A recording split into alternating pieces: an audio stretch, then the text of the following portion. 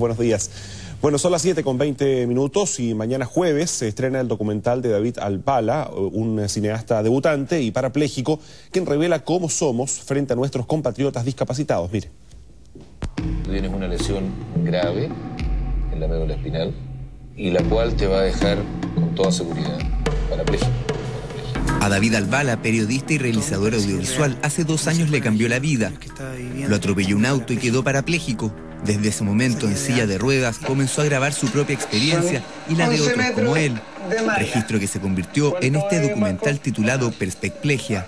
Lo que yo más he percibido son discriminaciones solapadas, muy sutiles, y mucho miedo a quienes padecemos una discapacidad. Un miedo que emana probablemente de la ignorancia de lo que significa ser discapacitado.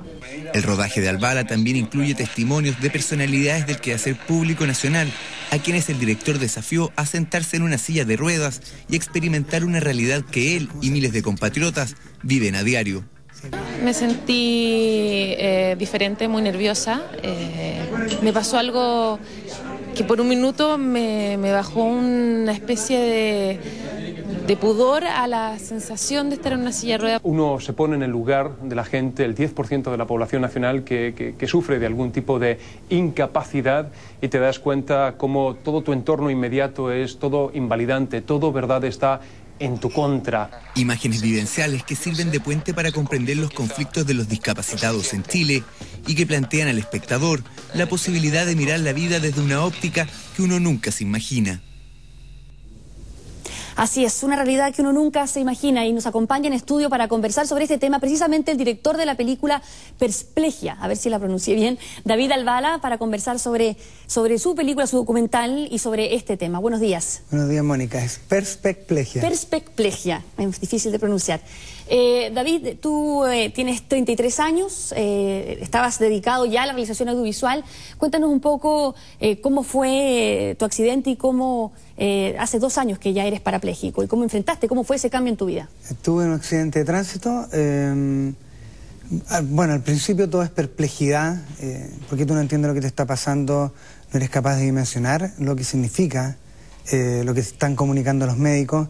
Y en esa situación extraña, primero, de mucha incredulidad también, me vi envuelto y también decidí, por sugerencia de una amiga, empezar a grabarme en el proceso de rehabilitación desde casi el inicio, desde antes que me subieran a la silla de rueda por primera vez.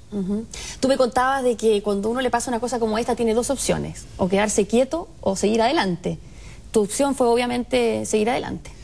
Mi opción fue esa, pero también estaba motivado por los proyectos que tenía entonces. Yo ya había trabajado harto tiempo en el tema de la producción de proyectos audiovisuales, documentales. Había trabajado mucho tiempo en el programa Patiperro de este canal y tenía claro lo que quería hacer. Entonces lo que me pasó es que no iba a renunciar a los proyectos en los que estaba embarcado ya, y que iba a hacer todo lo posible, a pesar de estar en silla de ruedas, de hacer lo que quería hacer y trabajar en lo que quería trabajar. Y mi rehabilitación y mi camino terminó convirtiéndose en esta película. ¿Es una película que tú dirías de denuncia o de qué es tu película? Mi película no es de denuncia, aunque pudo haberlo sido. Yo elegí un punto de vista vivencial íntimo. No elegí un punto de vista contestatario, de reivindicaciones sociales o legales que están en el marco de la ley de discapacidad. Porque para mí fue más importante, y ha sido más importante hasta ahora, esta etapa, vivir mi proceso interno.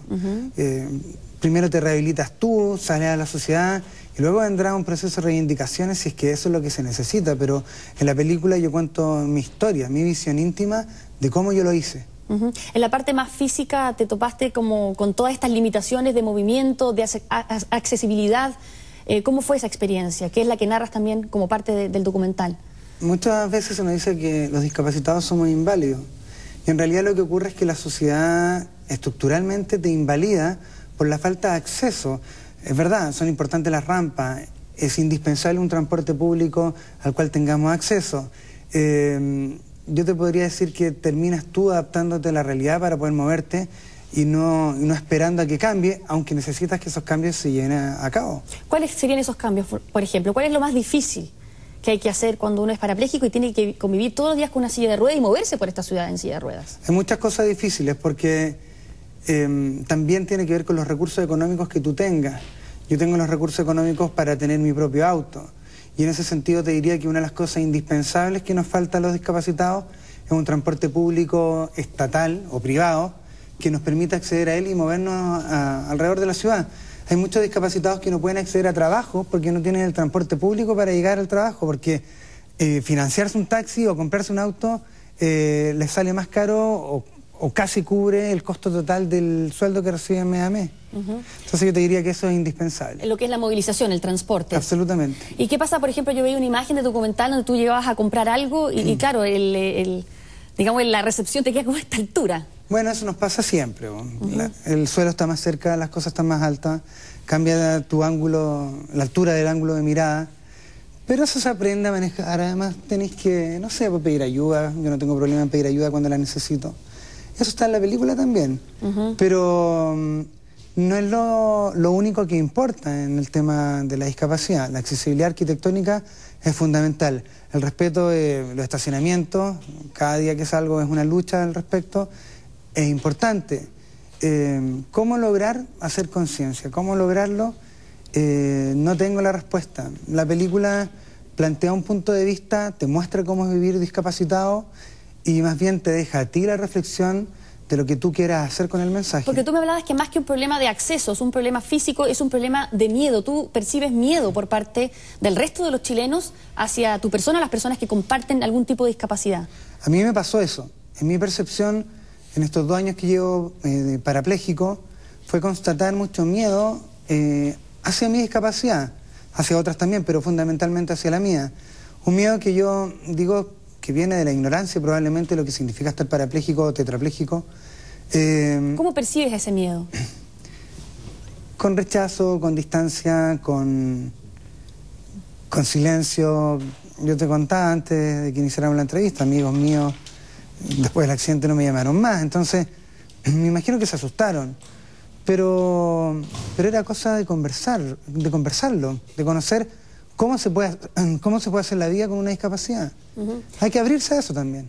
¿Tú crees que en Chile la gente tiene miedo al discapacitado o tiene miedo en general a todo aquel que es distinto? Yo no voy a hacer una apología de lo que es verdad y lo que no es verdad. Me imagino que lo diverso y lo distinto asusta. Pero frente a eso, ¿por qué no estás dispuesto tú a aprender para eso diverso y distinto? Deje de asustarte y lo conozca, se te haga cercano y puedas convivir a diario con él, porque con la discapacidad convivimos todos los días, pero se ignora. A mí lo que me pasa es por qué esta sociedad, mi sociedad, se va a seguir farreando la experiencia de los discapacitados, porque ser discapacitado te obliga a ser muy creativo, muy emprendedor. ¿Por qué nos vamos a seguir farreando esa experiencia en vez de incorporarla a la empresa, a la vida social, a los colegios? Si en el fondo es una manera de hacer más la vida con dificultades que se vencen. ¿No quería aprender eso tú? Yo sí. Vamos a ver qué opina el resto de la sociedad. Yo te quería preguntar que muchas veces se piensa que cuando uno tiene un problema de esta naturaleza que te obliga a estar, como tú dices, a otra altura, ves la vida desde otra perspectiva, no solamente en lo que puede ser simbólico, sino también físico. Se ve la vida, ¿qué cosas bonitas se ven desde la altura en la que tú la estás mirando? Eso en lo físico, pero en realidad lo que me pasa es una visión más interna. Cambian tus prioridades, tus valoraciones, lo que es importante, lo que es menos importante. El aprecio a la vida, yo siempre digo que la aprecio más porque yo estuve a punto de perderla. Y sin duda que estoy mucho más feliz de estar vivo de haberme muerto. Entonces, sí, cambian tus prioridades, tu aprecio. No puedo decir que cambien tus valores necesariamente, pero también aumenta tu perseverancia, tu tenacidad, si es que es lo que tú quieres desarrollar. Muy bien, muchas gracias David por este testimonio, por haber compartido estas palabras con nosotros esta mañana y te deseamos todo lo mejor, todo el éxito en este documental y en todos los que me imagino que vas a hacer de ahora en adelante. Así espero. Gracias. Buenos días, gracias. Muy bien, gracias Mónica. David, recordarles que Perspecplegia se estrena mañana en el Cine Hoyts de la Reina aquí en Santiago. Nosotros vamos a una muy